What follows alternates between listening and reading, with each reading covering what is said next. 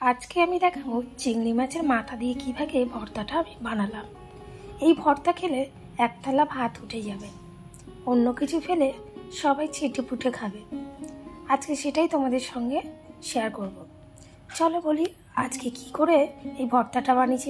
নমস্কার আমার অল পরিবার, আশা করি তোমরা যে যেখানে আছো সুস্থ আছো, ভালো আছো।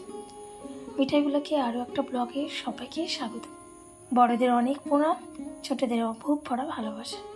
চলো আজকে ভিডিওটা শুরু করা যাক।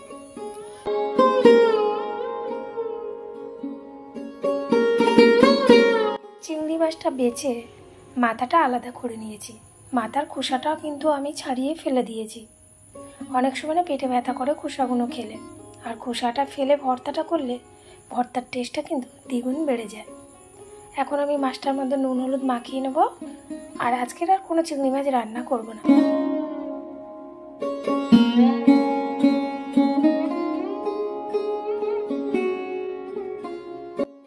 চিংড়ি মাছটার মধ্যে নুন আর একটু হলুদ মাখিয়ে রেখে দেব।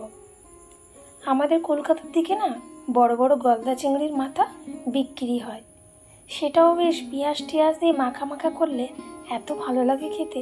আর বড় মাছের মধ্যে না বেশি ঘি থাকে। আর আজকের আমার চিংড়ি মাছের ভর্তা করতে কী লাগবে, এখানে আমি একটা বড় সাইজের পেঁয়াজ কুচিয়ে নিয়েছি, দুটো শুকনো লঙ্কা, কাঁচা লঙ্কা, গোটা কটা রসুন, আর এখানে একটু কালো জিরে নিয়েছি।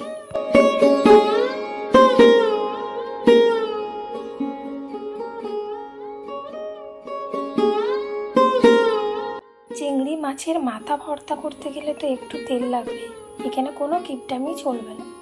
তেল দিয়ে দিয়েছি। আর আমি এখানে একটা টিপস বলি, অনেক সময় আমরা মাছ ভাজতে গেলে না কড়ার নিচে লেগে যায়, একটু নুন দিয়ে দিলে না সেটা লাগে না। একটু সামান্য নুন দিয়ে দিয়েছি, কালো জিরে ফোড়ন দিয়ে দিলাম, আর এখানে কুচনো পেঁয়াজগুলো দিয়ে দিলাম। পেঁয়াজটা তোমরা চাইলে একটু বড় বড়ও কাটতে পারো। সঙ্গে শুকনো লঙ্কা আর গোটা কাঁচা লঙ্কা দিয়ে দিলাম। কাঁচা লঙ্কাগুলো একটু ফাটিয়ে দিলে বেশি ভালো হয়, তাহলে অনেক সময় না ফেটে যায়।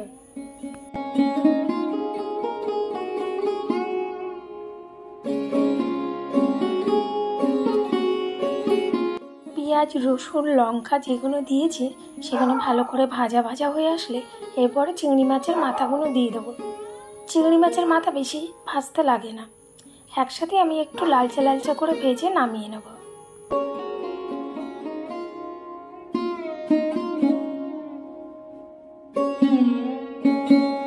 বাঁকুড়ার লোকজন আবার পোস্ত খেতে খুব ভালোবাসে। এরা আবার এইসব চিংড়ি মাছ খেতে ভালোবাসে না, মানে জানেই না মনে হয়। আমার শাশুড়ি মা তো জিজ্ঞেস করে আমাকে কি করে বানায়। আমার শাশুড়ি মারা ফেলে দেয় চিংড়ি মাছ খেতে গেলে, ওরাই চিংড়ি মাছের মাথা ফেলে দেয়। কিন্তু আমার কাছ থেকে জেনে নিয়ে তারাও কিন্তু এখন এই বেগে রান্না করে খায়। আর এই যে চিংড়ি মাছের মাথাটা, এটা বেশিরভাগ বাঙালদেরই খাওয়া। আমাদের তো আশেপাশে অনেক বাঙাল আছে, তাদের থেকেই শেখা। আগে আমরাও ফেলে দিতাম, কিন্তু এখন আর ফেলি না। এখন চিংড়ি মাছটা বাদ দিয়ে মাথাটাই বেশিরভাগ খাওয়া হয়। এরকম করে তোমরাও খেয়ে দেখো, দেখবে এবার আর ফেলে দিতে লাগবে না।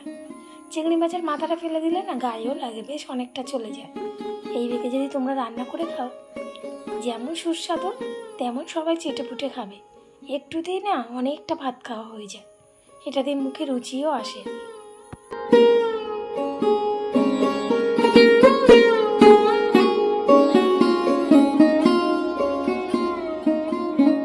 চিংড়ি মাছের মাথাটা আমার সুন্দর লাল লাল করে ভাজা হয়ে গেছে।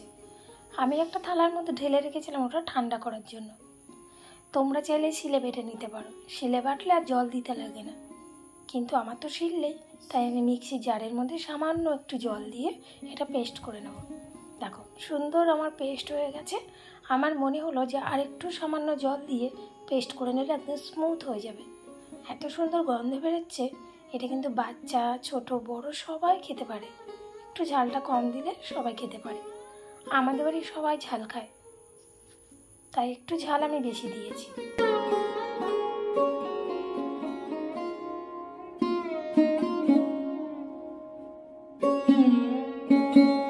কি সুন্দর স্মুথ পেস্ট হয়ে গেল। এটাতে এখন গরম ভাতে আমি ছোট্ট মিঠাইকে খেতে দেবো। ছোট্ট মিঠাইয়ের ভাত নিয়ে নিয়েছি, আর আমি একটু বেশিই নিয়ে নিয়েছি, কারণ ও না খেলে আমি একটু এক দুগাল ওর পাত থেকে খেয়ে নিই। ও ঝাল খেতে ভালোবাসে, আর এখানে কটা উচ্ছে ভাজা নিয়েছি, বাদ বাকি তরকারি পরে নেব, কারণ ও এই বাটার থেকে খেয়েই যাচ্ছে কখন থেকে। তোমরাও কিন্তু এবার থেকে চিংড়ি মাছের মাথা না ফেলে এদিকে ভর্তা করে খাও।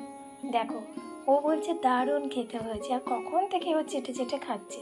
ভিডিওটা এখানে শেষ করছি, দেখা হবে নেক্সট ভিডিওতে।